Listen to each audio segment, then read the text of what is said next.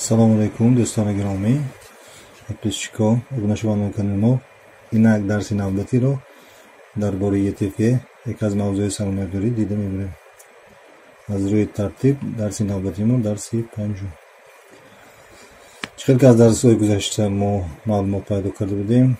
ETF به مانند اکسیا هست، به مانند ابلیگاسیا هست، از وی فایده گرفته میشد، لیکن خصوصیت‌های فرق‌کننده خود را چی دارد؟ به مانند ابلیگاسیا، به مانند اکسیا کاغذ قیمتناک حساب میشود، لیکن وی چی است؟ فرقی دارد. ETF این چی است؟ فوند است. برای مثال فرض کردید که شما میخواهید از دوستتان فرمر نه فقط گاو خرید، اینچنین دیگر مال‌ها را خرید، بز، گوسفند و دیگر مال‌ها، لیکن پول شما به آن نمیرسد. شما میخواهید که 10% از همین نمود چارو کم خرید. به مانند همین در بیرژه شما مال از 1% اکسی رو خریده نمیتونید، فقط 100% خریده میتونید. خلاص بعضی اکسی‌های کمپانی بسیار قیمت هستند که با خریدن آن شما چی قدرت ندارید. برای همین مسئله رو، همین معما رو حل کردن برای ما چی هستند؟ فوند ها هستند که آن را چی می‌نامند؟ ETF فوند ها می‌نامند. فوند ها از تمام اکسی‌های کمپانی گوناگون قسماً به پورتفولیوی خود خریده مانده‌اند. یعنی فایزی معینی اکسی‌ها در پورتفولیوی آنها هستند و آنها به سرمایه‌داران از پورتفولیوی خود پیشنهاد می‌کنند که خرند یگان چی فایزش را به مانند صورتی نشان داده. به مانند همین در داخل آن ETF فوند چی من نمودی اکسی‌ها هستند. مثال اکسی آمازون، اکسی اپل هست در داخل ETF فوند، اکسی تسلا در داخل، اکسی بانک آف امریکا. ممکن از یک قسمش چی به طلا گذاشته شده است، یک قسمش به بیت کوین، کریپتووالوتا گذاشته شده است. همه اینها گذاشته شده، از آن چی یک فایده خود را شما به دست میارید.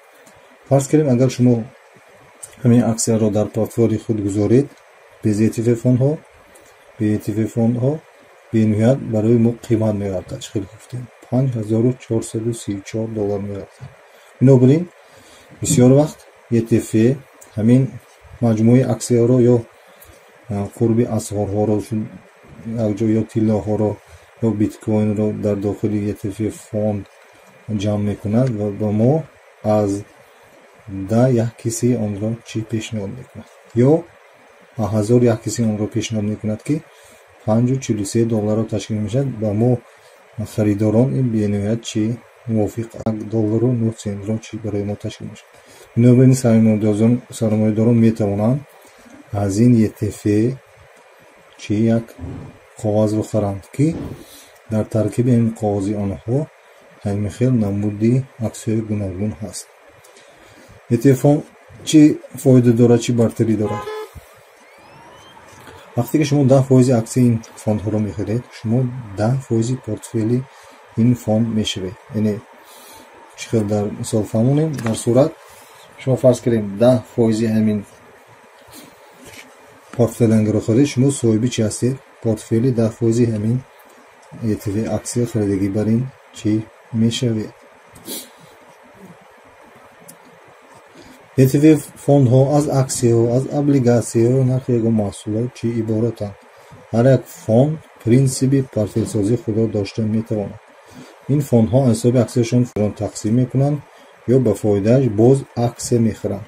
در نتیجه در فوند اکتیو ها بسیار شده، نرخ آن قیمت میگیرد که در فرقیت آن سرمایه‌دار درآمد به دست میآورد. یعنی چه فهمم؟ معنی این گپ همین است که هر سه از همین فوند با ما چیه فایده به دست آمد. در نتیجه بلند شدن نرخ چی شد؟ یک فایده به دست آمد. ETF فوند این درآمد را گرفته، باز در داخل ETF با اون یک قسمان اکسیا رو خریده پافتنش ممکنه. یعنی فایده فوند به خرید اکسیا صرف می شود، در نتیجه با قرب ETF بلند می شود که بلند شود به فایده سرمایه‌گذاران چی خوب است. برای همین هر یک ETF فوند سیاستی اقتصادی خود را داشته میتواند. ҳаст ба соҳибкорон ҳисоби фоидаи аксиё як фоидаи дивидендӣ диҳанд ё дигар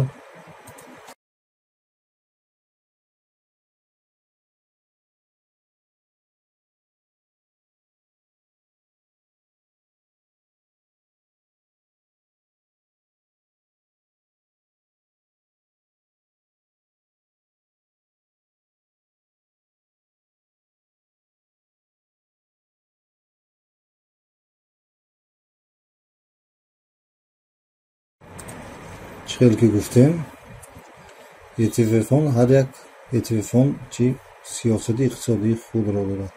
ин фондҳо аз ҳисоби аксияшон фоидаи дивидендӣ гирифта ба сармоягузорон дода метавонанд. яъне фоидаи дивидендиро аз рӯи фоидаҳошон ба сармоягузорон тақсим мекунанд ё ба фоидааш боз аксия мехаранд. дар натиҷа дар фонд активҳо бисёр шуда нархи он қимат мегардад ки сармоядорон чӣ фоидаи калон аст. бартарин асбоби саргузари истодӣ дар чист? яъне якум бартариш ки хатарнокии саргузари бисёр дар ҳолати паст аст. вақте ки дар портфел ягон аксия арзон мегардад зарари онро дигар аксия дар портфел буда мепӯшад, яъне имконияти зарарбинии кам карда мешавад. яъне хатарнокиш кам карда мешавад. боз аз дигар тараф барои харидани аксияи ETF камтар пул сарф карда мешавад. фарз кардем дар ин ҷо бинем шохарем он бениҳоят қимат аст $3415 ташкил метиҳад. ани Apple $133 ташкил метиҳад. аз они Google $2455 ташкил. lekin вақте ки мо онро аз ETF фонд мехарем баъзеҳо нархаш то $1 чӣ расида метавонад.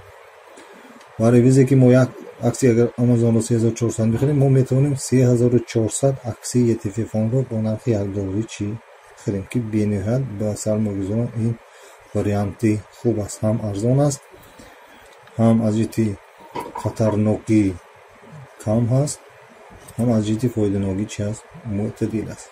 яъне нисбати дигар аксияҳо бениҳоят нархаш арзон. ин варианти беҳтарин аст барои чӣ? барои сармоягузорӣ, чунки портфели фондҳо чӣ карда шудааст? диверсификатсия карда шудаанд. яъне маънои диверсификатсия ҳамин аст ки дараҷаи чӣ паст оварда шудааст. яъне як компания агар нархаш поён рафта аксияш поён равад, дигар компания боло рафта зиёни ин компанияро чӣ мепӯшонад ки дар натиҷа ҳама вақт фонди шумо фақат ба пеш меравад, яъне фақат ба тараққӣ меравад. вероятности ба гуфти рӯси вероятности зарарбинӣ чӣ аст? кам мешавад. бинобар ин мо аксияро аз рӯи се меъёр ETF-ро аз рӯи се меъёр дида мебароем. чӣ хел меъёрҳо? ин меъёрҳои хатарнокӣ, меъёрҳои фоиданокӣ, меъёри душворӣ. аз рӯи меъёри хатарнокӣ бениҳоят мӯътадил аст, чунки чӣ хел гуфтем портфел диверсификатсия карда шудааст. аз рӯи фоиданокӣ ҳам мӯътадил аст, чунки бисёри аксиё ҳастанд ки онҳо метавонанд дигар зиёни дигар. аз ин душворӣ ҳам бениҳоят чӣ душвор нест, яъне мӯътадил аст. шумо фақат аз ETF коғазашро мехаред, боқӣ монда яъне чӣ хел диверсификатсия кардани дохили ҳамин фақат бар зимми чӣ аст? бар зимми ҳамон компания ки ба мо ETF-ро пешниҳод мекунанд, бар зимми ҳамон компания чӣ аст. бинобар ин бениҳоят ҳолати оддӣ, ҳолати оромӣ. ин намуди инструмент барои сармоядорон рост меояд ки ба назди компанияҳо ва активҳо инқадар вақти сарфкунӣ надоранд ва мехоҳанд аз портфели аксия даромадии мӯътадил ба даст биёранд, яъне даромади миёна ба даст биёранд. ин нисбат ба облигатсия ва нисбат ба аксия бениҳоят варианти мӯътадил хуб аст. яъне ҳам фоиданокишам мӯътадил аст, ҳам хатарнокишам мӯътадил аст, ҳам зарарбинишам чӣ душворишам қадар мӯътадил аст. ҳамин аст. мо бояд вақте ки сармоягузорӣ мекунем нисбат ба облигатсия ва нисбат ба аксиё бисёртар аҳамият диҳем ба ETF фондҳо. дар натиҷа ба ETF фондҳо сармоягузорӣ кардан сармояи мо ба فایده رفتن به پریبین آوردن به نهایت عینی مدعا است.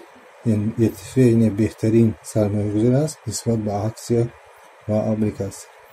این درس ما ادا شد. تا بخوری آینده خدا حافظ. کنه خدا باشید. دائم ما در علاقه باشید. ما در درس آینده با نسبت سرمایه‌گذاری